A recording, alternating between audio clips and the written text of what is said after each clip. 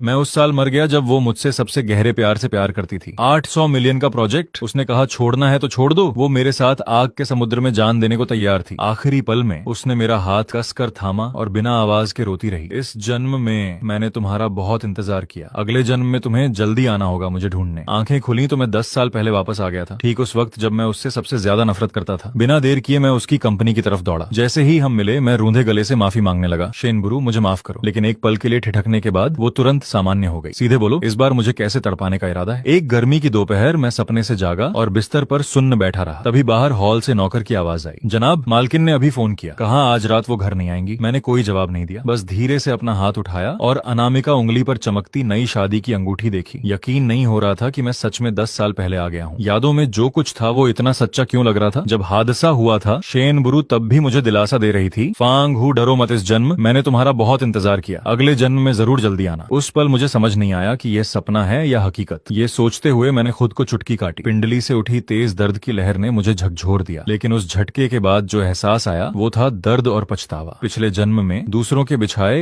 एक गलत फहमी के जाल में फंसकर मैंने शेनबुरु से कई साल नफरत की। उस दौरान प्रतिद्वंदियों ने हर तरकीब से उसे कुचलने की कोशिश की। घर पर मेरी बेरुखी थी और शेनबुरु बचपन से ही अकेली थी, न कोई अपना न कोई रिश्तेदार। अकेले ही आधी जिंदगी कारोबार की तकलीफें झेलती रही। बाद में जब गलतफहमी दूर हुई तब जाकर हमें 6 महीने की खुशी मिली। यहाँ तक कि एक बच्चा भी था, लेकिन अफसोस कि वो दुनिया में आने से पहले ही हादसा हो गया। इन्हीं ख्यालों में डूबा था कि नौकर ने आकर तोड़ा। जनाब फूल आ गए हैं, क्या आप निकलने के लिए तैयार हैं? कौन से फूल? तैयारी हो गई है। क्या आप लू झाओजियाओ से मिलने नहीं जा रहे थे? लू झाओजियाओ, ये नाम सुनते ही मैं काफी देर तक सकते में रह गया। वो मेरी यूशी जूमा बचपन की दोस्त थी और एक बेहद प्रतिभाशाली अभिनेत्री भी, लेकिन एक हादसे में उसका पूरा शरीर बुरी तरह जल गया था और उसे लंबे समय तक अस्पताल में रहना पड़ा। पिछले जन्म में उस दिन मैंने उसे गले लगाकर फूलों का एक गुच्छा लेकर अस्पताल गया और लू झाओजियाओ के साथ उसका जन्मदिन मनाया। बाद में जब अस्पताल से निकला तो मैंने देखा कि शेनबुरु गाड़ी में बैठी है। उस वक्त मेरा मन कुछ भी समझाने का नहीं था, बल्कि उसे देखना भी नहीं चाहता था, लेकिन शेनबुरु ने पहले मुझे देख लिया। वो गाड़ी से उतरी, चेहरे पर अकेलेपन की छाया थी। आज मेरा जन्मदिन है। मैं रुका, पलटकर उसे ठंडी नजरों से देखा। तो क्या आज लू झाओजियाओ का भी जन्मदिन है? मुझे शादी के लिए मजबूर करने के लिए तुमने कोई हथकंडा नहीं छोड़ा, उसका चेहरा बर्बाद किया, उसका भविष्य तबाह किया। अब और क्या चाहती हो मुझसे? मेरे इस इल्जाम के सामने शेनबुरु के चेहरे पर दर्द उभर आया। उसने धीरे से मुंह खोला, बेबसी से सफाई देने की कोशिश की। वो बस एक हादसा था। अगर उस दिन तुमने उसे बुलाया ना होता तो वो आज भी अस्पताल में न पड़ी होती। मुझे कैसे यकीन करूं कि ये हादसा था? ये सुनकर वो चुप हो गई। आखिर में बस एक ही बात कही, माफ करना। उस दिन के बाद से मेरे और शेनबुरु के बीच की दूरी खाई में बदल गई, यहाँ तक कि एक लंबी शीत युद्ध की शुरुआत हो गई। बाद में मुझे पता चला कि जिसे शेनबुरु हादसा समझ रही थी वो भी एक साजिश थी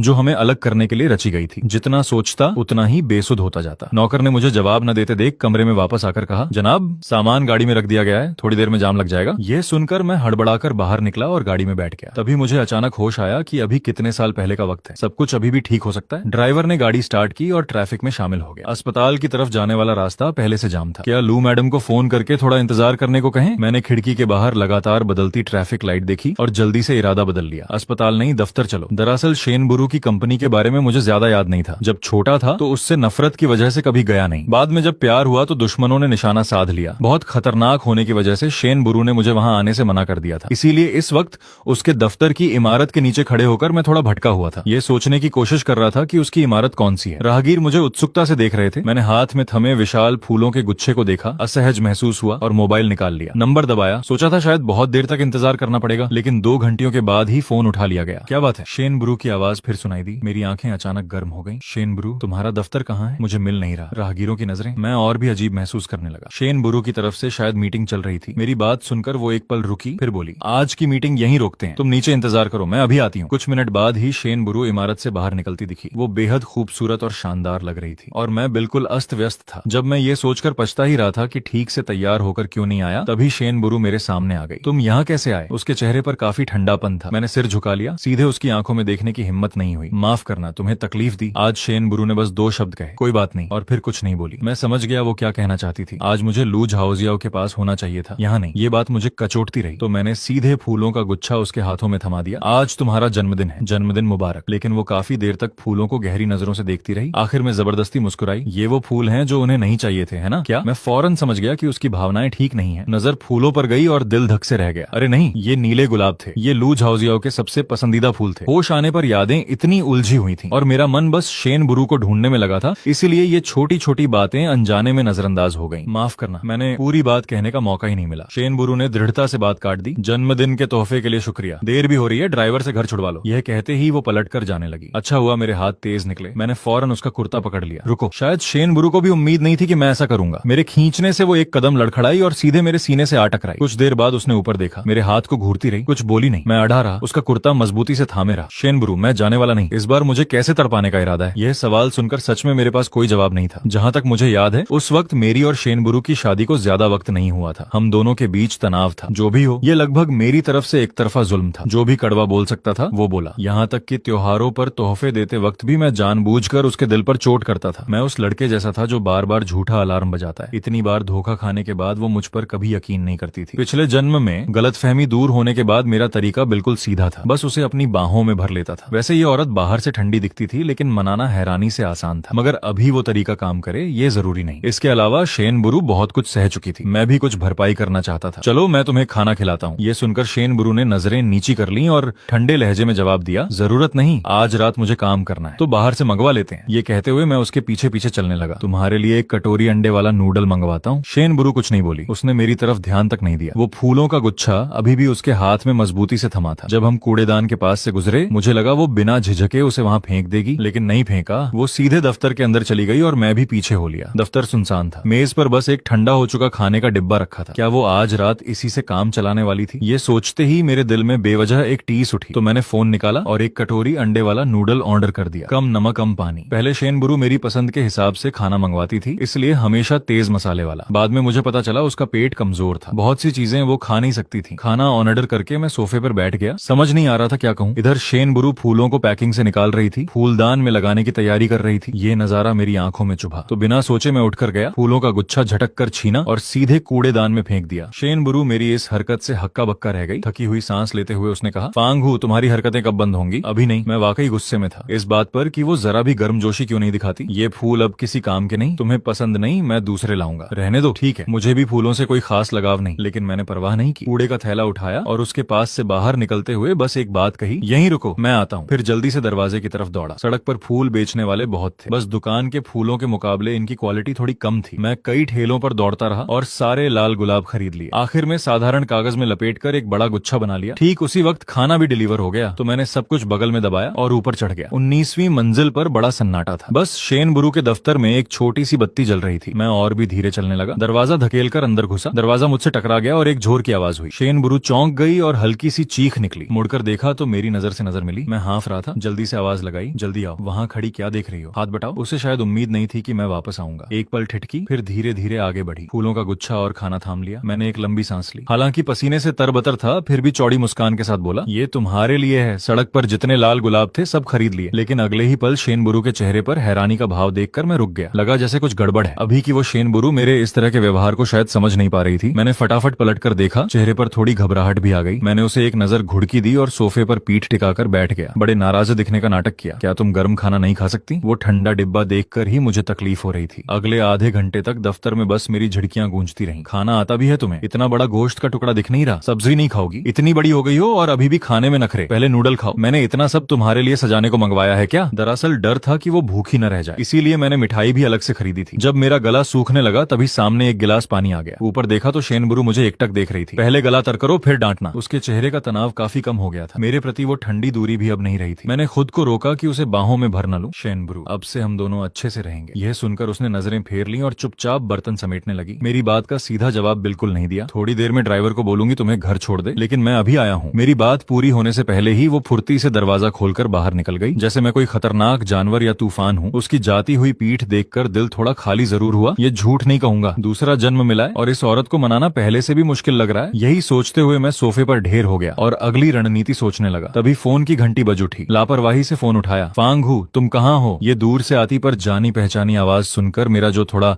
अच्छा मूड था वो सीधे खाई में जा गिरा। तुम हो? मेरी आवाज में कोई उत्साह नहीं था, लेकिन लू झाओजियाओ को जैसे इसका एहसास ही नहीं हुआ। मैं बहुत देर से इंतजार कर रही हूँ। क्या तुमने कहा नहीं था कि साथ मिलकर जन्मदिन मनाएंगे? पिछले जन्म की सब बातें याद आने लगी। मेरी उंगलियां धीरे धीरे मुट्ठी में बंधती गईं। लू झाओजियाओ, हम बचपन के दोस्त हैं, है ना? फांगू, हम अपने हैं। मैंने धीरे से ये दो शब्द दोहराए, अपने। एक गहरी सांस ली। तो क्या तुम्हें मुझसे कुछ कहना नहीं है? यह सुनकर वो रुकी, फिर आह भरते हुए बोली, माफ करना, मुझे तुमसे छुपाकर केक नहीं खाना चाहिए था। देखो, जिस पर इतना ध्यान दिया जाए वो इतनी आसानी से धोखा कैसे दे सकती है? मांगना, मजाक करना और शेन बुरू हमेशा पीछे खड़ी सब कुछ सहती रही। बस यही सोचते ही मेरा मेरा पूरा बदन ठंडा पड़ गया, हंसी तक नहीं आई। आज मैं व्यस्त हूँ, आ नहीं सकता, जन्मदिन मुबारक, और फोन काट दिया। दिल में एक भारीपन उतर आया। याद आया कि अगवा होने से पहले लू झाओजियाओ ने मुझे फोन किया था, पूछा था मैं कहाँ हूँ। मेरा मन उन्हीं ख्यालों में डूब गया। पिछले जन्म में वो मुझ पर सबसे ज्यादा भरोसा करने वाली थी, लेकिन अगर शुरू से ही वो धमाका किसी जान पहचान वाले ने करवाया हो तो, ये सोचते ही मैंने सिर उठाया। शेन ब्रू दरवाजे के बाहर खड़ी थी, पता नहीं कब से खड़ी थी। मैंने उसे देखा और झिझकते हुए पूछा, तुमने सब सुन लिया? हाँ सुन लिया। दरअसल मेरी गाड़ी नीचे काफी देर से खड़ी है, वो बेहद सामान्य लहजे में बोली, इतनी सामान्य कि मैं कुछ कहने को मुंह खोला पर समझ नहीं आया क्या कहूँ। जब उसके साथ दरवाजे तक आया तो बेचैनी और भी बढ़ती गई। आखिरकार मुझसे रहा नहीं गया और मैंने शेन बुरू को आवाज दी। शेन बुरू के कदम थोड़े धीमे पड़े, लेकिन वो पलटी नहीं। मैं एक सांस में बोलता गया, अभी लू झाओजियाओ का फोन था। कल मैंने सच में उसका जन्मदिन मनाने का वादा किया था, लेकिन आज का मैं बदल गया हूँ। मैं वो मेरी बात पूरी होने से पहले ही शेन बुरू तेजी से पलटी और बात काट दी। बस करो। अगले ही पल उसने आंखें मूंद ली। आज का खाना बहुत अच्छा था, मुझे भी खुशी हुई कि तुमने मेरे साथ जन्मदिन मनाया। तो अब अगर तुम लू झाओजियाओ के पास जाना चाहते हो, मुझे मंजूर है, क्योंकि यही वो कीमत है जो मुझे चुकानी है। पिछले जन्म में शेन बुरू ने मुझसे कहा था कि उस वक्त मेरा हर एक अच्छा पल उसके लिए कई गुना दर्द लेकर आता था, इसीलिए उसने कभी कुछ सपने नहीं देखे और हमेशा मानसिक रूप से तैयार रहती थी कि मैं किसी भी वक्त चला जाऊंगा। इसीलिए ये बातचीत अभी सीधे मेरे सीने में उतर गई। उस जन्म में उस दिन मैं वहां नहीं था। उसका रात का खाना बस एक ठंडा डिब्बा था, किसी ने उसे जन्मदिन की एक बधाई तक नहीं दी। तो क्या इसीलिए वो अस्पताल के गेट पर मेरा इंतजार कर रही थी? शेन बुरू बस मुझसे एक बधाई सुनना चाहती थी, लेकिन मैंने कहा था कि फालतू बातों में मत पड़ो, मुझसे दूर रहो। ये देर से समझ में आई सच्चाई मेरा दम घोंट रही थी। मैं उसे एकटक देख रहा था, लेकिन जब मेरी नजर से नजर मिली तो वो नजरें चुरा गई। माफ करना, मेरे मुंह से गलत निकल गया। अंधेरा हो रहा है, अस्पताल जाना है तो जल्दी जाओ। मेरा दिल धड़ाम से बैठ गया। मैं झट से आगे बढ़ा और शेन बुरू का हाथ कसकर थाम लिया, फिर मजबूती से अपनी 10 उंगलियां उसकी उंगलियों में फंसा ली। उसका पूरा बदन अकड़ गया, लेकिन उसने हाथ नहीं खींचा। फांगू, क्या करना चाहते हो तुम? क्या मैं अभी भी तुम्हें काफी तड़पाई नहीं हूँ? अगले ही पल मैंने सिर झुकाया, उसकी गर्दन थाम ली, जाने मन, हिलना मत, और फिर वहीं चूम लिया। पता नहीं कब से उसने भी अपनी बाहें मेरी कमर के इर्द गिर्द लपेट ली थी। धीरे धीरे कसती गईं जब तक मेरी पीठ पर दबाव न आ गया। दोनों काफी देर तक एक दूसरे से लिपटे रहे, फिर अलग हुए। शेन बुरू मेरे सीने पर सिर टिकाए हाँफ रही थी। फांगू, ऐसा मत करो, तुम्हें तो अच्छा नहीं लगता। ये कहकर वो काफी देर चुप रही, फिर बोली, मुझे लुभाओ मत, अभी मेरे होश ठिकाने हैं। नाराज नहीं हो? किसी और को चूमने दोगी मुझे? शेन बुरू जैसे भड़क गई। बात खत्म होते ही उसने झुककर जैसे हमला करना चाहा और जोर से मेरे होंठ बंद कर दिए। उसकी बेताबी महसूस हो रही थी। मेरे होंठों के कोने मुस्कुराहट में मुड़ गए। कड़ी दवा दिए बिना यह काफी देर तक सब्र कर लेती, लेकिन आगे जो हुआ वो काबू से बाहर लगने लगा। मैं अचानक सतर्क हो गया। शेन बुरू, तुम क्या कर रही हो? यानी घर जाओ, मैंने मौका दिया था, तुम नहीं गए, अब मौका नहीं है। फांगू, अब देखते रहो। तभी मुझे पिछले जन्म की याद आई। वो तो वो थी जो जान देने को भी तैयार हो गई थी। मैंने उसके कंधे थाम लिए। शेन बुरू, मैं हमारे बच्चों के नाम सोच चुका हूँ। बेटे का एक नाम, बेटी का एक नाम, घर पर रखने वाला नाम तुम रखना। पिछले जन्म में बहुत सोचा था, लेकिन उसे बता नहीं पाया था। पहले एक लंबी खामोशी छा गई, फिर शेन बुरू ने टोका, फांगू बस करो, तुम्हें यकीन नहीं मुझ पर? शेन बुरू ने मुझे और बोलने का मौका नहीं दिया। मुझे उठाकर सीधे दफ्तर के अंदर बने सोने के कमरे में ले गई। आधी रात को बचकानापन उभर आया। मैंने मनमुटाव में कहा कि मुझे उसकी जरूरत नहीं। शेन बुरू पहले चुपचाप मुझे बाहों में लेती रही, फिर गंभीरता से पूछा, मुझे नहीं चाहिए तो फिर किसे चाहिए? बहरहाल तुम्हें नहीं, तुम्हारी बात नहीं मानता। नींद में डूबते हुए मैंने फिर पिछले जन्म का सपना देखा। उस वक्त शेन बुरू आग के समुद्र में घुसी और मुझे कसकर पकड़ लिया। उसका पूरा बदन कांप रहा था। मैं देख रहा था कि वो रो रही थी, लेकिन मैं बस उसे धकेलते हुए चिल्लाया, दूर हो जाओ शेन बुरू। मैं उसे दूर जाने को कहा, मुझे मत छुओ प्लीज। वो पल इतना दर्दनाक था कि आंखें खुलने पर मुझे होश में आने में काफी वक्त लगा। मुड़कर देखा तो शेन बुरू को मैंने धकेलकर बिस्तर के किनारे तक पहुंचा दिया था। वो मुझे देख रही थी, फिर टिश्यू आगे बढ़ाया, लेकिन मुझसे थोड़ी दूरी बनाए रखी। उंगलियां भी जानबूझकर मुझसे न छू जाएं, इसका ख्याल रख रही थी। ये देखकर मेरा दिल भारी हो गया। वो अभी भी गलत समझ रही थी, तो मैंने कहना शुरू किया, शेन बुरू, अभी मैंने सपना देखा, आग में था, कुछ मुझे जकड़े हुए था। मैंने तुम्हें जाने को कहा, लेकिन तुम जाने से मना करती रही, मरने को तैयार थी, इसीलिए मैं चिल्लाया। गलत मत समझना। यह सुनकर शेन बुरू की आंखों में एक पल के लिए चमक आई, फिर वो पहले जैसी हो गई। ठीक है, मान लिया। ये कहकर उसने ध्यान से मुझ पर रजाई ओढ़ाई, तकिए से उठकर बाहर जाने लगी। मैंने जल्दी से आवाज लगाई और उसकी पीठ की तरफ जोर से शिकायत की। धोखेबाज। उसे कुछ न कहते देख मैंने तकिया उठाकर आगे फेंक दिया। जाओ मत, बेवफा कहीं की, रात भर साथ रहकर अब मुकर रही हो? ये कहकर मैंने उसकी तरफ देखना बंद किया, पीठ फेर कर रजाई में घुस गया। काफी देर की खामोशी के बाद मुझे हल्का सा दबाव महसूस हुआ। शेन बुरू थी। उसने बेबस होकर आह भरी, सो जाओ। फिर वो आराम से मुझे बाहों में लेकर लेट गई और जल्द ही सो गई। मैं अंधेरे में आंखें फाड़े पड़ा रहा। नींद कोसों दूर थी। बहुत सारी बातें दिमाग में उलझी हुई थी। पिछले जन्म में स्वानबो हुआंग का वो छोटा बच्चा जो मेरे पास था, वो शेन बुरू के एक पुराने कारोबारी साझेदार का था। और उस साल लू झाओजियाओ के साथ जो हुआ था वो एक साजिश थी। मेरे चाचा ने मुझे और शेन बुरू को अलग करने के लिए रची थी, लेकिन ये सच्चाई मुझे पिछले जन्म के आखिरी साल में पता चली। मेरी हर हरकत शेन बुरू हमेशा बड़ी सावधानी से छुपाती थी। पिछले जन्म में शेन बुरू के साथ अल्ट्रासाउंड के लिए जाते वक्त किसी दुश्मन ने मुझे निशाना बनाया था, लेकिन उन्हें यह जानकारी कहां से मिली? एकमात्र संभावना वो लू झाओजियाओ के उस फोन कॉल के जरिए था जो उसने मुझे किया था। आखिरी पल समेत शेन बुरू ने एक बार कहा था, लू झाओजियाओ का शुक्रिया अदा करना चाहिए, उसके बिना मैं तुम्हें ढूंढ नहीं पाती। लेकिन अब पीछे मुड़कर देखता हूँ तो जिस बचपन के दोस्त पर मुझे सबसे ज्यादा भरोसा था। लू झाओजियाओ, उसने इस सब में आखिर क्या भूमिका निभाई? बहुत ज्यादा सोचने की वजह से अगली सुबह उठा तो सिर फटा जा रहा था। शेनबुरु, मुझसे उठा नहीं जा रहा, क्या हुआ? उठो, नाश्ता करो। नहीं करना। वो जरा भी नहीं पसीजी। मैं बेहद खींच गया। मुझे तुम्हारी जवानी बिल्कुल पसंद नहीं, मुझे 10 साल बाद वाले तुम पसंद है। जाओ, बड़े हो जाओ, मुझे सोने दो, परेशान मत करो। ये कहकर मैं बेहोशी की नींद में दोपहर तक सोता रहा। शेनबुरु को शायद अंदाजा था कि मैं भूखा उठूंगा। जब आंखें खुली तो मेज पर दोपहर का खाना करीने से सजा हुआ था। जल्दी से ब्रश करके मुंह धोया और उसे ढूंढने चला। दफ्तर में वीडियो कॉल चल रही थी। जैसे ही मैंने दरवाजा खोला, शेनबुरु की नजर मेरी तरफ उठ गई। उससे नजर मिली तो मैं बेवजह खांसने लगा। देखा कि और कोई नहीं है तो उसके सामने बैठ गया। फोन उठाया तो पता चला लू झाओजियाओ के 56 मिस्ड कॉल आए हुए थे। 10-15 मैसेज भी थे, सब सुबह सुबह के। तब मैं गहरी नींद में रहा होऊंगा। इतने शोर में नींद कैसे नहीं टूटी, ये सोचते हुए मैं शेनबुरु को संदेह भरी नजरों से घूरने लगा। वो मॉनिटर पर ध्यान लगाए बैठी थी, मेरी तरफ एक बार भी नहीं देखा। तो मैंने पैर पर पैर चढ़ाया और जानबूझकर मेज के नीचे उसके पैर से अपना पैर रगड़ने लगा। बस कुछ सेकंड में ही शेनबुरु की बोलती बंद हो गई। तो आज की मीटिंग यहीं खत्म करते हैं, ये कहकर लैपटॉप बंद कर दिया। फिर कुर्सी पर पीठ टिकाकर बोली, याद है रात को क्या बुलाया था? फांगू। रात को तो हु कह रहे थे, अब फिर फांगू हो गया। शेन महोदया, मेरे फोन में झांकी थी क्या? मुझे नहीं पता। अच्छा। मैं उठकर मेज के ऊपर से आगे झुक गया, उंगलियों से उसके बालों की एक लट थाम ली और दूरी कम करता गया। शेनबुरु की सांसें साफ उखड़ने लगी, लेकिन वो पूरी कोशिश कर रही थी कि गंभीर दिखे। फांगू, अभी काम का वक्त है, तो क्या तुम चाहती हो? हाँ। तो मैंने उसे फिर चूम लिया। बगल वाले कमरे में जाकर इंतजार करो, फिर साथ घर चलते हैं। कमरे में वापस आने के बाद लू झाओजियाओ का फोन आ गया। फांगू, मैं अस्पताल से छुट्टी ले आई। छुट्टी क्यों ली? और रहना नहीं था। अगर चेहरा ठीक नहीं हो सकता तो मैंने छोड़ देने का फैसला किया। मैं तुम्हारे साथ एक शांत जिंदगी जीना चाहती हूँ। यह सुनकर मैंने भौहें उठाई। हम दोनों के बीच अब कोई संभावना नहीं रही और मेरी शादी हो चुकी है। तो मैं क्या करूं? तुमने जो वादा किया था उसे क्या समझते हो? क्या मेरा चेहरा बर्बाद हो जाने की वजह से तुम्हें मैं पसंद नहीं रही? तुमने खुद कहा था बस ब्रेकअप करो, कंपनी तुम्हें प्रमोट करेगी तभी आगे बढ़ सकती हो।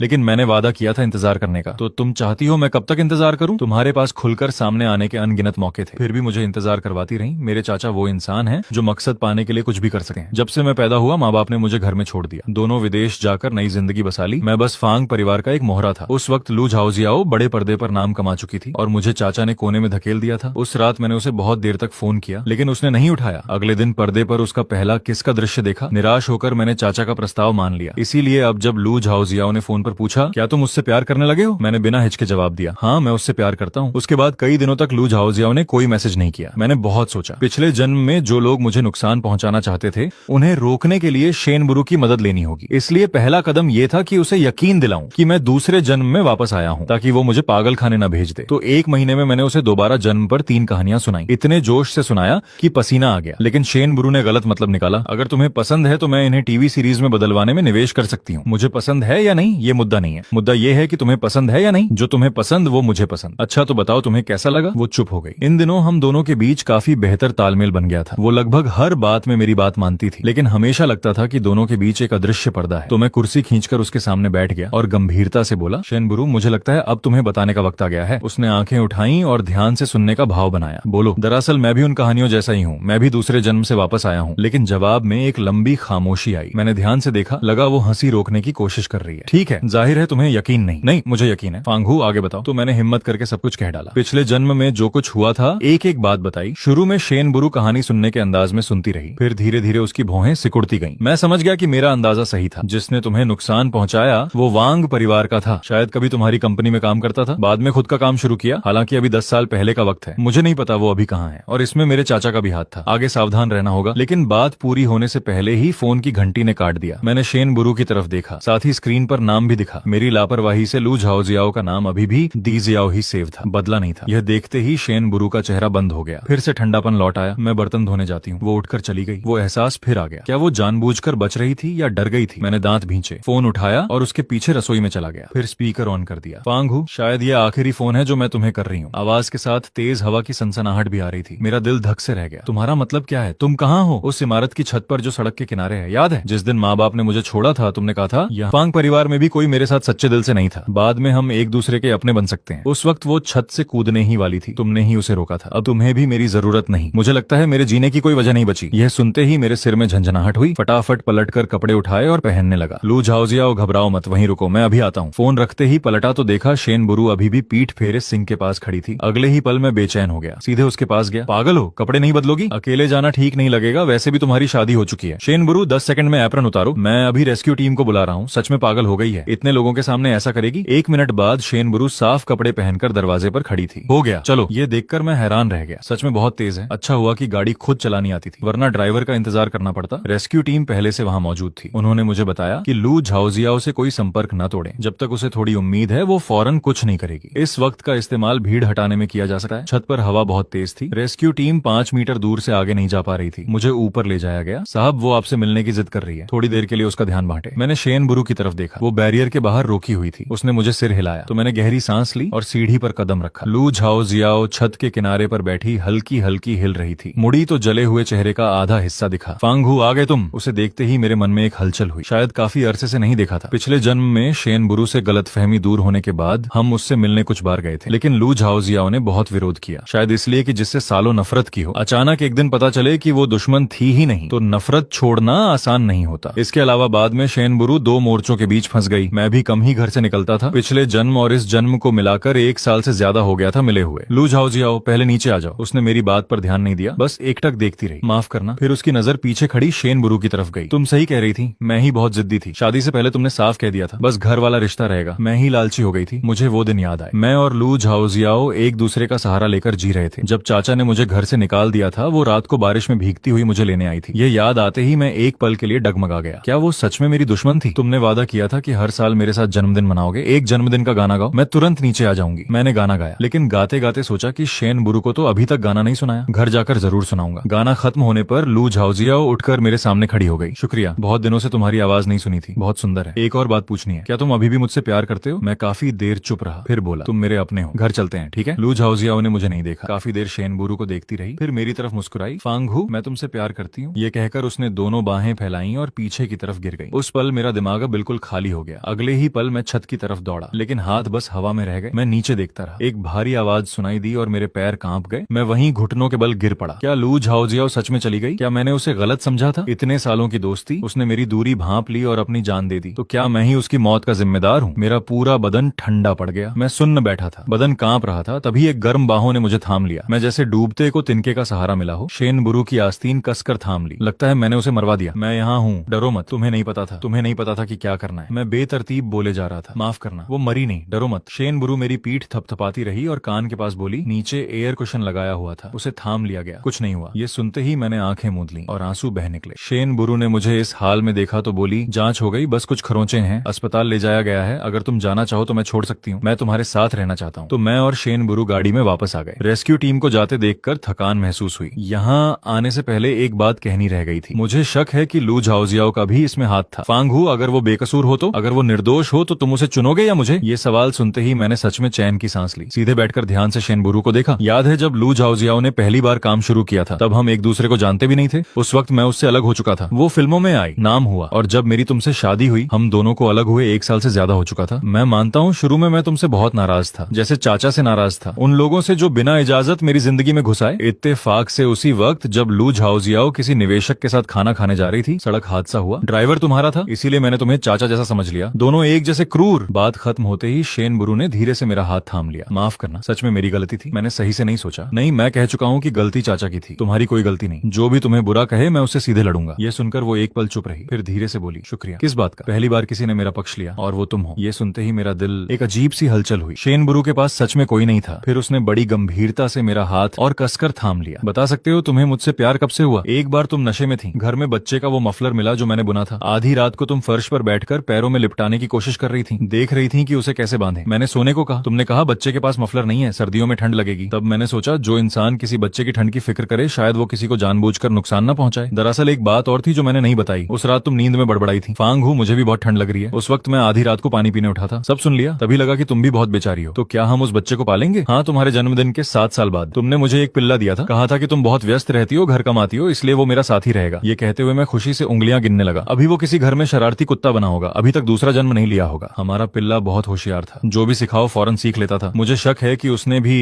पुनर्जन्म का बात आधी रह गई। मैं अचानक रुक गया। शेन बुरू भी चौंक गई। क्या हुआ? मैंने सुन्न होकर उसका हाथ कसकर पकड़ लिया। लू झाओजियाओ, वो भी मेरे जैसी है। कैसे? मैंने सिर घुमाया। भौहें और सिकुड़ गईं। छत पर जब वो कूदी तो बोली कि बहुत सालों से जन्मदिन का गाना नहीं सुना, लेकिन पिछले साल तो मैंने उसका जन्मदिन मनाया था। शेन बुरू की आंखें सिकुड़ी और तुरंत समझ गईं, यानी पिछले जन्म की बात कर रही थी। हाँ, उसकी बात के हिसाब से वो कई सालों से जन्मदिन का इंतजार कर रही थी, तो इसका एक ही मतलब है। मैंने और शेन बुरू ने एक दूसरे को देखा और फौरन गाड़ी अस्पताल की तरफ मोड़ दी। लेकिन अस्पताल पहुंचे तो डॉक्टर ने बताया कि लू झाओ झाओजियाओ को कोई पहले ही ले जा चुका है। हम और पूछना चाहते थे, लेकिन डॉक्टर ने मरीज की जानकारी न बता सकने का हवाला देकर मना कर दिया। ये मानना मुश्किल था कि लू झाओजियाओ का इस सब से कोई लेना देना नहीं। वापसी के रास्ते पर मैं एक बात सोचता रहा, बताओ क्या उसने जानबूझकर कूदी? शेन बुरु ने स्टीयरिंग थामे हुए उंगलियां हल्के से थपथपाई। वैसे जो जगहें बहुत ऊंची नहीं होती वहां नीचे एयर कुशन लगाया जाता है। अगर मैं होती तो 100% यकीन के साथ कूदती कि मरूंगी नहीं। मैंने उसके चेहरे के कोने को एकटक देखा। तो तुम्हें क्या लगता है उसकी मंशा क्या थी? तुम्हारी हमदर्दी हासिल करके अपनी तरफ करना। ये पहली बार था दोनों जन्मों में जब शेन बुरु ने इतने तीखे लहजे में कुछ कहा। तो मैंने होंठ दबाए और गंभीरता से सिर हिलाया। नहीं सोचा था तुम इतनी तेज निकलोगी। औरत ही औरत को सबसे अच्छे से समझती है। मैंने उसे नहीं टोका, बस खिड़की के बाहर देखते हुए सोचता रहा, काश 10 साल पहले शेन बुरु को बुरे लोगों से आगाह कर दिया होता तो शायद सब इतना बुरा ना होता। पिछले जन्म में उसकी जान की परवाह न करने वाली कुर्बानी याद आई। दिल फिर दर्द से भर गया। घर पहुंचते पहुंचते काफी रात हो गई। हॉल में बत्ती नहीं थी। जैसे ही शेन बुरु ने स्विच की तरफ हाथ बढ़ाया, मैं झट से आगे बढ़ा, उसे सोफे पर गिरा दिया। वो मजबूरन दोनों पैर फैलाकर खुद को संभालने लगी। क्या करना चाहते हो? मैं उसके बिल्कुल करीब आ गया और धीरे से बोला, शेन बुरु, मैं तुमसे प्यार करता हूँ। रुको, पहले हटो। पहले नहीं, खुद चलकर दरवाजे तक आए हो और अब मना कर रही हो? शेन बुरु शर्मा गई, हाथों से मेरी आंखें ढक दी। मुझे क्या पता था इन 3 शब्दों में इतनी ताकत होगी। ये सोचते हुए मेरे होंठ मुस्कुराहट में मुड़ गए। मैं बार बार उससे कहता रहा, मैं तुमसे प्यार करता हूँ, मैं तुमसे प्यार करता हूँ। उसके बदन पर हाथ रखा। उसकी धड़कन सीधे महसूस हो रही थी, तेज होती जा रही थी। शरारत उभर आई। मैं लगातार 15-20 बार यही कहता रहा। जब रुकने को हुआ तभी अचानक मेरे होंठ बंद हो गए। शेन बुरु ने पहली बार इतनी हिम्मत दिखाई। दोनों हाथों से मेरा चेहरा थाम लिया, फिर धीरे से ऊपर उठाया। ना समझ कहीं के, यह कहते हुए आह भरी, भूख नहीं लगी? लगी है, लेकिन मैं कुछ और खाना चाहता हूँ। भूख लगी है तो पहले खाना खाओ। देखा कि वो जरा भी नहीं पसीजी तो मैंने पूरी हिम्मत जुटाई, क्या तुम नहीं चाहती? शेन बुरु, मेरी तरफ देखो, नाटक बंद करो। मैं लगातार हमलावर रहा। शेन बुरु ने फिर मेरा हाथ दबाकर रोका, फिर गहरी नजरों से एक पल देखा। आखिरकार मेरा दृढ़ चेहरा देखकर उसने सिर हिला दिया। फांगहू, मैंने तुम्हें मौका दिया है। अगर इस बार भी तुम जाना चाहो तो मैं कभी माफ नहीं करूंगी। उसके बाद मुझे गहराई से एहसास हुआ, शेन बुरु के भी अपने तरीके थे। वो मेरे बगल में लेटी और बार बार धीरे से पूछती रही, मैं तुम्हारी हूँ? उसकी इस तीव्र अधिकार भावना के सामने मैंने हंसते हुए उसे कसकर बाहों में भर लिया। तुम्हारी, सब तुम्हारा, सब कुछ तुम्हारा है। नहाने के बाद मेरी आंखें नींद से भारी हो गईं, लेकिन जैसे ही मैं लेटा शेन बुरु फौरन पास सरक आई। फांगहू सुनो, फांगहू, शादी के शुरुआती दिनों में तुमने मेरे साथ फिल्म देखने का वादा किया था। अगले दिन पेट दर्द का बहाना बनाकर कैंसिल किया, फिर अस्पताल गए। क्या वो उससे मिलने गए थे? ये बात बहुत पुरानी थी। थोड़ा याद किया तो लगा उसका लू झाओजियाओ से कोई लेना देना नहीं था। उस दिन मुझे गैस्ट्रोएंटेराइटिस हुआ था। अस्पताल में ड्रिप लगवाकर सीधे घर जाकर लेट गया था। लेकिन शेन बुरु के लहजे में कुछ अजीब था। पल भर में नींद उड़ गई। शेन बुरु ने देखा कि मैं जवाब नहीं दे रहा तो उसका चेहरा उतर गया। माफ करना, माफी मत मांगो, अभी मैं नाराज नहीं हूँ। ये कहते हुए मैं पालथी मारकर बैठ गया। बस जानना चाहता हूँ, तुमने ये क्यों सोचा कि मैं लू झाओजियाओ के पास गया था? सिद्धांत रूप से उसकी काबिलियत से वो मेरा शेड्यूल आसानी से जान सकती थी, लेकिन उसने जांच नहीं करवाई। थोड़ी देर की खामोशी के बाद शेन बुरु ने सच बोल दिया, मैं लू झाओजियाओ की वीचैट पोस्ट देख सकती थी, लेकिन उसे पोस्ट करना पसंद नहीं है ना? हम दोनों ने एक दूसरे को देखा, दोनों को शक हुआ, तो शेन बुरु ने फोन निकालकर मुझे दे दिया। मैंने बिना देर किए लू झाओजियाओ का पेज खोला। अंदर का कंटेंट देखते ही दिमाग भन्ना गया। 9 अगस्त, आज जियाहू ने कहा मेरा जन्मदिन मनाएगा, मेरे प्रेमी का शुक्रिया। 1 अगस्त, जियाहू के हाथ का पका खाना खाया, वही पुराना स्वाद। मैं पागलों की तरह नीचे स्क्रॉल करता गया। 6 महीने पहले की पोस्ट तक पहुंचा। फिल्म रिलीज हुई, जियाहू का इंतजार है। ये ठीक उसी दिन की तारीख थी जब मुझे गैस्ट्रोएंटेराइटिस हुआ था, लेकिन मेरे फोन पर लू झाओजियाओ का वीचैट पेज बिल्कुल खाली था। सच में शादी के बाद मेरा उससे बहुत कम संपर्क था। मैं सच में उसे बस एक पुराना दोस्त समझता था, लेकिन वो मेरी पीठ पीछे बार बार मेरे अपनों को तकलीफ देती रही। गुस्से से सिर दर्द होने लगा। तुमने भी यकीन कर लिया, उसमें मेरी एक भी तस्वीर नहीं थी। शेन बुरु ने नजरें झुकाकर मेरे फोन को एकटक देखा। काफी देर बाद बोली, फांगहू, मैं यकीन न करने की हिम्मत नहीं जुटा पाई। मुझे डर था कि किसी को जांच के लिए भेजूं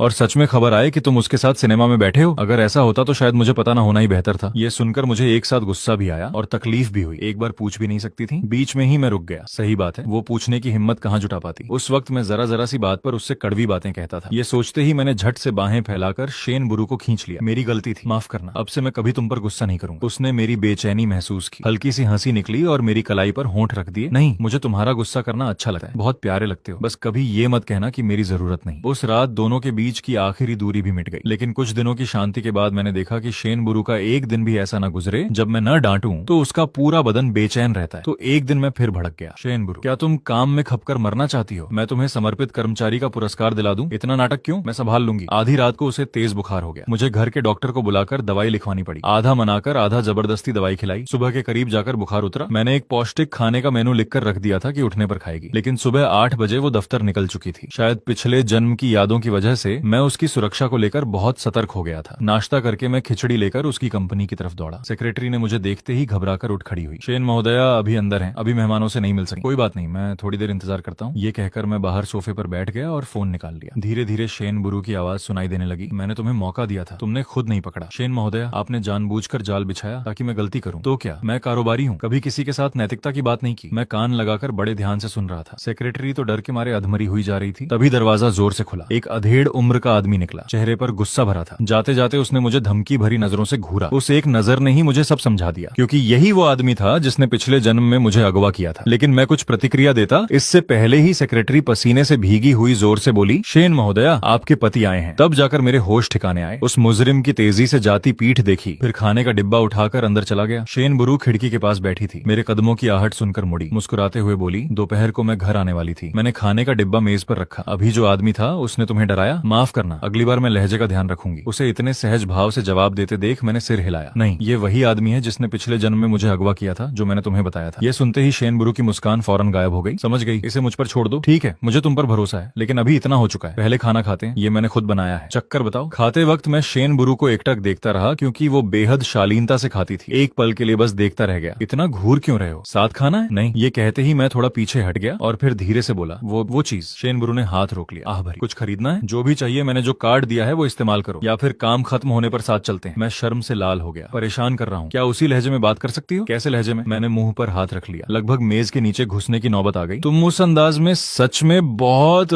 शेन बुरू ने चॉपस्टिक रख दी, फिर मेरी तरफ गहरी नजरों से देखा। मुझे किसी पुरानी रात की याद आ गई। दिमाग शॉर्ट सर्किट हो गया। उसे कहा था कि कूड़े को देखने वाली नजरों से मुझे देखे। अब मुझे थोड़ा पछतावा हुआ। कुछ बेवकूफी भरी बातें थीं, सच में बिना सोचे मुंह से निकल गई थीं। शेन बुरू ने निवाला निगला और मुस्कुराते हुए देखा। मैं थोड़ा झेप गया। हंसो मत, और जो मैंने कहा वो भूल जाओ। मैं कभी नहीं भूलूंगी, तुम्हारी हर बात मैं हमेशा मानूंगी, कभी मना नहीं करूंगी। नतीजा ये हुआ कि उस दिन उसकी कंपनी के सभी लोगों ने मुझे शर्म के मारे दोनों हाथों से मुंह ढककर दफ्तर से भागते देखा। इतने सालों की खींचतान के बाद आजकल सच में प्यार में डूबे होने का एहसास हो रहा था। शेन बुरू का वीचैट मैंने हथिया लिया था। कभी कभी रसोई में हुई तबाही की तस्वीरें पोस्ट करता, कभी मूड में होने पर चुपके से खींची उसकी धुंधली तस्वीरें, साथ में प्राइमरी स्कूल के बच्चों जैसे शर्मनाक कैप्शन भी लिखता। शेन बुरू ने एक बार आहिस्ते से याद दिलाया था, दोस्तों की लिस्ट में अभी भी कुछ बिजनेस पार्टनर हैं। मतलब साफ था कि थोड़ी इज्जत बचाओ। लेकिन मुझे खेलते खेलते मजा आता देखकर वो भी कुछ नहीं कर पाती थी। लू झाओजियाओ जैसे मेरी जिंदगी से गायब हो गई थी। कभी कभी स्कूल से बच्चों को निकलते देखता तो पुराने दिन याद आ जाते, लेकिन अंदर से लगता था कि अब उससे बात करने का वक्त बहुत कम बचा है। रात के 12 बजे नौकर ने सोने की याद दिलाई। मैं दरी पर पालथी मारकर बैठा था। चारों तरफ नई खरीदी चीजें बिखरी थीं। थोड़ा और इंतजार करता हूँ। हिसाब लगाया तो एक हफ्ते से शेन बुरू से मुलाकात नहीं हुई थी। आज अचानक बहुत याद आ रही थी। उसके लिए शॉपिंग मॉल से सर्दियों का एक जोड़ा कपड़े खरीदा था। जब कपड़ों की अलमारी में रखने लगा, अचानक उसके कोट की जेब से फोन की वाइब्रेशन आई। निकालकर देखा तो एक ईमेल था। मैंने तस्वीर खींचकर उसे मैसेज किया, आधा मजाक आधी शिकायत के लहजे में। शेन महोदया, ये छुपा हुआ फोन कहाँ से आया? वो मेरी इन हरकतों की आदी हो चुकी थी। काम वाला फोन है, घर भूल गई, खोलकर देख लो। मैं मजाक करते हुए ईमेल खोलने लगा। बताना, किसी का प्रेम पत्र मत होना। स्क्रीन बदली और एक मेडिकल रिपोर्ट सामने आई। मैंने आंखें बड़ी करके देखा। लू चेंग हुई। ये तो लू झाओजियाओ के पिता हैं। खोपड़ी में फ्रैक्चर, लगता है किसी ने जोर से मारा था। नीचे मृत्यु प्रमाण पत्र भी था। औद्योगिक दुर्घटना, बहुत दुखद। हो गया, फोन वहीं रख दो, मैं थोड़ी देर में आती हूँ। अभी तो कहा था जो चाहो देखो, अब कंजूसी देखने लायक कुछ नहीं है। रसोई में खाना गर्म हो रहा था, यह याद आया। मैंने फोन वापस रखा और गिफ्ट रैप निकाल लिया। नए कपड़े पैक करके उसे सरप्राइज देने की सोची। दोस्त यांग जियान को जब ये सब पता चला तो उसने फोन पर मजाक उड़ाया। दूसरों को तकलीफ देता है, बहुत तकलीफ दे है। फांगहू, बदलना मत, हमारी शेन बुरू सबसे अच्छी है। पहले मैं अंधा था, क्या वो गलती नहीं मानी जा सकती? मानी जा सकती, मानी जा सकती। तो मर्सी स्टूडियो में मेरे साथ काम कब शुरू करोगे? जानते हो तुम्हारा डिजाइन ड्राफ्ट कितना मांग में है? ये सुनकर मैं थोड़ा रुका। थोड़ा और इंतजार करो, मैं घर से भी ड्राफ्ट बना सकता हूँ। अरे जाओ, अपनी शेन महोदया की सेवा करते रहो। मैं मानता हूँ कि मैं उसके साथ ज्यादा वक्त बिताना चाहता था। अगर दोबारा मौका मिला हो और फिर भी कुछ बदल न सके तो सच में हर गुजरता दिन घाटे का सौदा है। उस रात शेन बुरू ठीक 12 बजे घर आई। मैं सोफे के कोने में सिमटकर सांस रोके बैठा था। उसने धीरे से पुकारा। मैं नहीं बोला, बल्कि चुपके से उसके पीछे घूमा और झट से उसे बाहों में भर लिया। शेन बुरू को एहसास हुआ कि मैं हूं तो वो वहीं खड़ी रह गई। चुपचाप मुझे खुद को भींचे रहने दिया। मैंने उसे अपने सीने में समेट लिया। डरी नहीं, तुम्हारी परछाई दिख गई थी। कमरे में चलो, मैंने तोहफा तैयार किया है। उसने एक नजर डाली और मेरे साथ अंदर आ गई। कमरे के बीच में एक गिफ्ट बॉक्स रखा था। कुछ कदम चलने पर वो पलटी और मुझे देखा। ये तुम्हारे जन्मदिन का बदला हुआ तोहफा है। इस साल नूडल्स भी नहीं मिले। ये मेरे हाथ का बना नहीं है। मुझे सच में बहुत बुरा लग रहा है, लेकिन ये पैसे मैंने डिजाइन बनाकर कमाए हैं। खोलकर देखो। पांगू, शुक्रिया, जल्दी खोलो। उसने गिफ्ट बॉक्स पर हाथ रखा। काफी देर रुकी रही। एक बात करनी है, शायद हमें कुछ वक्त के लिए अलग रहना पड़े। ये सुनकर मैं कुछ पल सुन रहा। लगा जैसे अभी तक सोया हूँ। क्या तुम तलाक चाहती हो? शेन बुरू कुछ कहने वाली थी। समझ गया, मैं सामान पैक करता हूँ। फांगू, पूरी बात सुनो। ठीक है, बोलो। दरअसल तुम बिना बताए भी जानते हो, तुमने मुझे बहुत तकलीफ दी। मैंने तुमसे माफी इसलिए नहीं मांगी कि माफ कर दिया, बल्कि बदला लेने के लिए। शादी के शुरू में तुम्हें मुझे घटिया नहीं कहना चाहिए था। जानबूझकर मुझे इंतजार नहीं करवाना चाहिए था। सिनेमा के बाहर 2 घंटे खड़ी रही और ये भी जानते थे कि मुझे सफाई पसंद है, फिर भी जानबूझकर पैर से मेरी सफेद स्कर्ट पर कीचड़ लगाया। ये तुम्हारी सजा थी। फांगू, क्या तुम इतने बचकाने हो? मैंने जोर से सफाई दी। जरा भी शर्मिंदा नहीं। संघर्ष की किताब में लिखा है, दुश्मन की कमजोरी पर वार करो। तुम्हें सफाई पसंद है ना? मैं तुम्हारा बिस्तर गंदा करना चाहता था। तलाक से पहले एक बार और गंदा करना है। ये कहते ही शेन बुरू ने हाथ पांव से मुझे जकड़ लिया, फिर गंभीर चेहरा बनाया। ठीक है, मैं तुमसे सच में एक जरूरी बात कर रही हूँ। एक नाटक करना होगा। कैसा नाटक? लू चेंगहुई लू झाओजियाओ के पिता हैं। अभी जो ईमेल तुमने देखा उसमें लिखा था कि निर्माण स्थल पर दुर्घटना में उनकी मौत हुई। वो प्रोजेक्ट बहुत साल पहले तुम्हारे चाचा और मेरे पिता के बीच का साझा काम था। यह सुनते ही मुझे कुछ याद आया। उस दिन जब छत पर लू झाओजियाओ को ढूंढने गया था, वो ऊपर खड़ी थी और मैं नीचे हाथ में आइसक्रीम लिए। लू झाओजियाओ क्या कर रही हो? वो मुड़ी, आंखों में पूरी निराशा थी। मेरे अपने सब चले गए, अब कोई नहीं बचा। उस वक्त मैं बहुत हिल गया था। उसके परिवार की तबाही से पहले सावधानी से पास गया और उसे भी एक आइसक्रीम थमाई। मेरे भी कोई नहीं है। मैं कैसा लगता हूँ तुम्हें? भाई बेकार, चाचा बस मुझे झंझट समझते हैं। दोस्तों ने तंग किया तो उन्होंने कभी परवाह नहीं की। लू झाओजियाओ ने नीचे देखा, फिर उस 1 मीटर की छत से कूद गई। तुम्हारे चाचा का नाम क्या है? फांगमिंग। ये सुनते ही वो धीरे से ऊपर देखने लगी। फांगमिंग? फांग परिवार के उद्योग समूह वाले फांगमिंग? पुष्टि होने के बाद उसने मुझे पहले से कभी न देखी गई गंभीरता से देखा। चिंता मत करो, आगे से मैं तुम्हारा अच्छे से ख्याल रखूंगी। कई साल बाद मुझे उस नजर का मतलब समझ आया। शायद मेरे चाचा का नाम जानने से 1 सेकंड पहले तक लू झाओजियाओ सच में मुझे अपना मानना चाहती थी, लेकिन मेरी हैसियत ने उसके सामने बदले का रास्ता खोल दिया। इसलिए उसका वादा शुरू से ही झूठ की बुनावट था। मैं यादों में डूबा था, तभी शेन बुरू ने मेरा हाथ थामा। फांग हूँ, मैं देख सकती हूँ कि लू झाओजियाओ तुमसे प्यार करती है। तुमने बताया था कि पिछले जन्म में तुम्हें किसी ने नुकसान पहुंचाया, उसमें लू झाओजियाओ का भी हाथ था। शायद इसलिए कि तुमने मेरे साथ रहना चुना। मैं तुम्हें और बांधने की हिम्मत नहीं कर सकती। मेरे साथ लड़ाई में उतरने पर तुम्हारे पास पीछे हटने का कोई रास्ता नहीं रहेगा। लू झाओजियाओ शायद बहुत डरी हुई है, इसलिए अगर तुम मुझे छोड़ दो तो आगे के सब खतरे मैं अकेले झेलूंगी। यह सुनकर मैंने धीरे से सिर हिलाया। नहीं मानूंगा, तुम्हारी बात नहीं मानूंगा। ये कहते हुए मैंने जिद से उसका हाथ कसकर थाम लिया। मैं तलाक नहीं लूंगा। पिछले जन्म में तो हमारा बच्चा भी होने वाला था, बस दुनिया में आने से पहले हादसा हो गया। ये सुनते ही शेन बुरू का बदन अकड़ गया। सच में? हाँ, शायद अभी भी हो। शेन बुरू, मैं नाटक में साथ दे सकता हूँ, लेकिन तलाक बिल्कुल नहीं। कुछ हफ्ते बाद मीडिया में खबर फैली कि मशहूर कारोबारी महिला शेन बुरू की शादी में दरार आ गई है और तलाक हो गया। उसी दिन मेरी सामान समेटकर बंगले से निकलती तस्वीर सोशल मीडिया पर वायरल हो गई। यांग जियान ने मुझे बड़े बड़े बैग लेकर अपने फ्लैट में आते देखा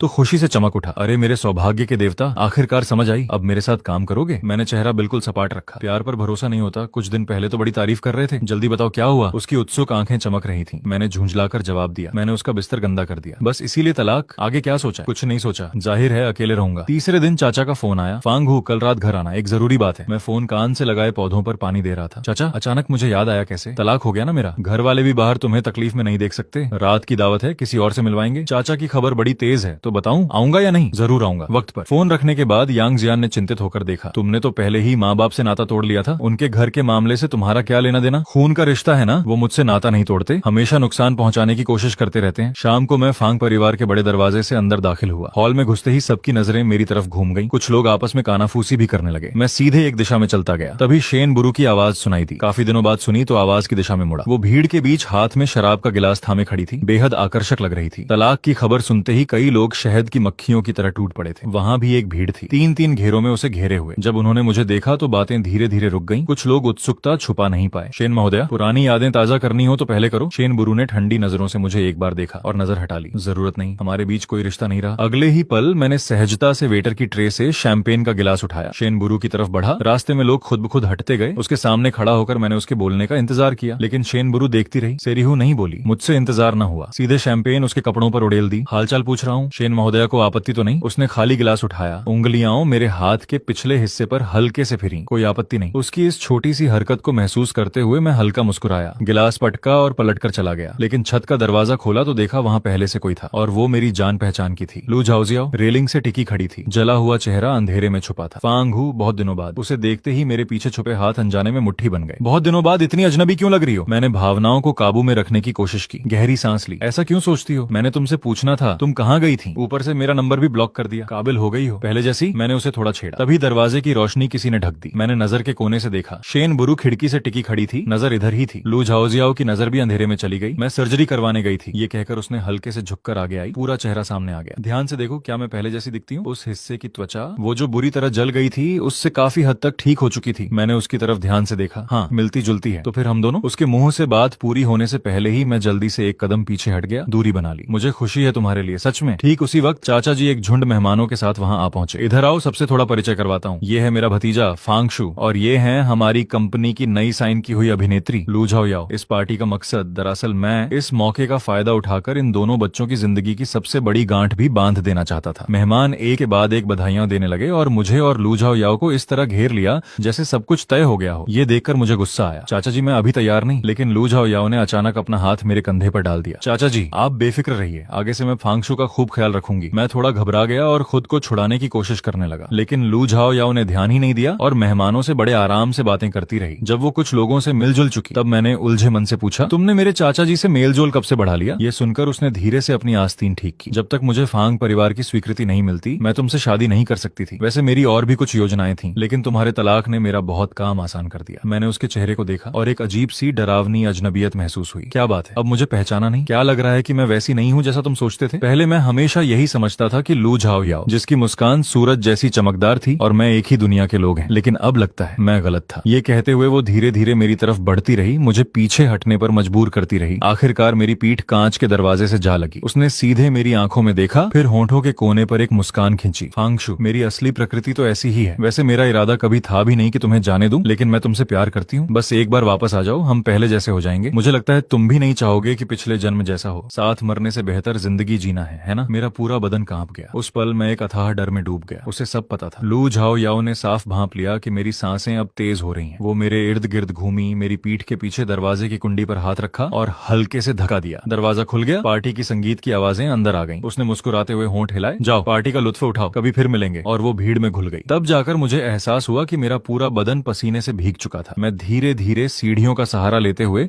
ऊपर चढ़ा और याददाश्त के भरोसे दूसरी मंजिल पर पहुंचा। गलियारे के आखिर में वो कमरा था जहां मैं पहले रहता था। मैं अंदर जाकर आराम करना चाहता था, लेकिन जैसे ही मैंने दरवाजा धकेला, किसी ने मेरा मुंह बंद कर दरवाजे के पीछे खींच लिया। उसने तुम्हें कहां कहां छुआ? इसके तुरंत बाद एक चुंबन मेरे कंधे पर आ गिरा। शेन बुरू ने बिना एक शब्द कहे धीरे धीरे मेरे होंठों तक का रास्ता ढूंढ लिया। मैं अंधेरे में खड़े खड़े उसे चूमता रहा। काफी देर बाद मैंने धीमे से कहा, तुम बड़ी जलन करती हो, एक पूरा जार ईर्ष्या पी गई हो, किसी को भी मुझे छूने की इजाजत नहीं, कोई भी नहीं। ये कहकर वो फिर मेरे कंधे पर काटने की कोशिश करने लगी। मैंने जल्दी से उसे दूर धकेला। थोड़ी देर बाद नीचे जाना है, कंधे पर निशान होगा तो क्या कहूंगा? शेन बुरू बड़बड़ाई, साफ है कि समझाने से कोई फायदा नहीं। मैंने आगे समझाया, लोग कहेंगे कि मैंने अभी अभी तलाक लिया और फौरन लू झाओ याओ के साथ चक्कर चला लिया। लू झाओ याओ, मुझे ऐसी बकवास सुनने में कोई दिलचस्पी नहीं। तो फिर थोड़ा संभल कर रहो। मैंने धीरे से उसका सिर थाम लिया और उसे अपने सीने से लगा लिया। लू झाओ याओ ने मेरे चाचा जी से हाथ मिला लिया है, यहाँ तक कि उसने तुम्हारी मौजूदा हालत का भी अंदाजा लगा लिया है। उन्होंने तुमसे निपटने की तैयारी पहले से कर रखी है। क्या तुम जीत के बारे में पक्की हो? वो कुछ देर चुप रही, फिर बोली, फांगशु, अगर इस वजह से फांग परिवार को भारी नुकसान हो जाए तो तुम क्या करोगे? तो बात ये थी, यही सोच रही थी वो। माँ बाबा की शादी एक कारोबारी सौदा थी। वो एक दूसरे से थक चुके थे। उन्होंने मुझे चाचा जी के हवाले कर दिया और खुद अलग अलग देशों में जा बसे। चाचा जी मुझे एक औजार की तरह इस्तेमाल करते हैं, खानदान की ताकत बढ़ाने के लिए। अगर तुम न होती तो शायद मुझे किसी 70 साल की बूढ़ी से शादी करनी पड़ती। ये कहते हुए मैंने अपनी छोटी उंगली से उसकी उंगली पकड़ ली। हाथ में सजी अंगूठी देखी तो दिल में एक गर्माहट फैल गई। इसलिए तुम्हें मेरी चिंता करने की जरूरत नहीं। फांग परिवार अगर सच में टूट जाए तो वो चाचा जी के बुरे कर्मों का नतीजा होगा। जो हवा बोते हैं वो आंधी काटते हैं। अगले कुछ महीने मैं फिर से एक साधारण नौकरी पेशा इंसान की जिंदगी में लौट आया। बस परेशानी ये थी कि कभी कभी दबाव देकर बुलाया जाता था कि लू झाओ याओ से मिलने जाऊं। उसके अलावा जिंदगी ठीक ठाक शांत थी। यांग जियान इस सबसे बेहद नाराज था। रिश्ता तो खत्म हो गया, फिर भी उसकी बात मानते हो? क्यों? मैंने कोई जवाब नहीं दिया। साथ ही शेन बुरू इन दिनों अक्सर वित्त चैनलों पर नजर आने लगी थी। यांग जियान उसे देखते ही गालियां देने लगता था। ऐसी औरत को देखते ही समझ जाओ ये किसी काम की नहीं। अगर तुमने उसके पास वापस जाने की सोची तो मैं सीधे उल्टा लटक जाऊंगा। ये सुनकर मैंने नक्शों के ढेर से सिर उठाया। इतने यकीन से मत कहो, अपने लिए रास्ता तो छोड़ना ही पड़ेगा, है ना? ठीक है, मैं तुम्हें भी साथ खींच लूंगा। यांग जियान के कड़े विरोध की वजह से मुझे शेन बुरू से मिलने चुपके चुपके जाना पड़ता था। शेन बुरू की गाड़ी इमारत के नीचे खड़ी थी। मौसम बेहद ठंडा था, फिर भी वो बाहर खड़ी मेरा इंतजार कर रही थी। उसने वही कपड़े पहने थे जो मैंने खरीदे थे, वही दुपट्टा जो मैंने चुना था। मुझे देखते ही उसके चेहरे पर मुस्कान खिल गई और जैसे ही मैं उसके पास पहुंचा वो मेरी बाहों में समा गई। मैंने जल्दी से उसे चुप रहने का इशारा किया। आवाजें जरा धीमी करो, गाड़ी में चलते हैं। क्या हुआ? तुम्हारे दोस्त अभी मुझे इस सदी की सबसे बड़ी खलनायिका समझ रहे हैं। तो मैं किसी चोर की तरह छुपाते छुपाते उसे गाड़ी में बैठा लाया। फिर जेब से एक जोड़ी ऊनी दस्ताने निकाले। ये तुम्हारे लिए। शेन बुरू ने मुस्कुराते हुए तोहफा थाम लिया। फांग साहब, मेरे पास पहले से बहुत है, पसंद नहीं आए? ये कहते हुए मैंने हाथ बढ़ाया कि वापस ले लूं, लेकिन उसने झट से खींच लिए। शुक्रिया, बहुत पसंद आए। दरअसल हम दोनों के बीच कोई खास साझा विषय नहीं था, लेकिन फिर भी बातें कभी खत्म नहीं होती थी। वो मेरे कंधे से टिक गई। मैंने अपना सिर उसके सिर से लगा लिया। मेरे दोस्त ने कहा, अगर दूसरी शादी में तुम जैसी लड़की मिली तो वो कुछ बहुत भयानक कर देगा। मैंने एक लंबी सांस ली। मैं सोच ही सकता हूँ कि वो मुझे कैसे कोसेगा। ये सुनकर शेन बुरू जोर से हंस पड़ी। तो फिर कोई और ढूंढ लो। शेन बुरू, क्या बकवास कर रही हो? मुझे बस तुम्हारे साथ रहना है। फांगशु, मेरा मतलब है अगर किसी दिन अचानक मुझे तुमसे दूर जाना पड़े तो। वो बात पूरी भी नहीं कर पाई थी कि मैंने उसे कसकर जकड़ लिया। बात काटते हुए शेन बुरू मेरी बाहों में सिमट गई। मैं तो बस एक मिसाल दे रही थी। मिसाल भी डरा देती है। बचपन से माँ बाबा का प्यार नहीं मिला, इसीलिए जो भी मेरे साथ अच्छा करता है मुझे उससे लगाव हो जाता है। लू झाओ याओ के साथ भी ऐसा ही था, पहले तुम्हारे साथ भी ऐसा ही था, लेकिन बाद में सब अलग हो गया। अब मैं चाहता हूँ कि तुम खुश रहो। दूसरों के पास जो होता है वो सब तुम्हारे पास भी होना चाहिए। अपनी हर बात का ख्याल रखता हूँ, बस यही डर रहता है कि कहीं तुम नाराज ना हो जाओ। मेरी हर खुशी, हर गम, हर जज्बात सब तुमसे जुड़े लगते लगते हैं, इसीलिए अगर दूर जाने की बात कही तो मुझे बहुत तकलीफ होगी। यह सुनकर शेनबुरु ने धीरे से मेरी ठोड़ी पर एक चुंबन दिया। फांगशु, यही तो प्यार है। तो फिर दूर नहीं जाओगी, ठीक है? तुमने कहा था मेरी कोई भी बात नहीं टालोगी। ठीक है, दूर नहीं जाऊंगी। अगले दिन जब मैं कमरे से बाहर निकला, यांग जियान ने मुझे देखते ही कहा, कल रात मैंने देखा तुम एक महंगी गाड़ी में बैठे थे। मैं नाश्ते की रोटी तोड़ते हुए चुप रहा। ये देखकर उसने आंखें घुमाई। अच्छा ठीक है, ठीक है, पुरानी आदतें जाती नहीं। बस ये मत कहना कि पुरानी बीवी ने फिर से अपमान किया हो। देखो तुम्हारी क्या हालत है। ऐसा नहीं है, वो मेरा अपमान क्यों करेगी, वो बहुत अच्छी है। बस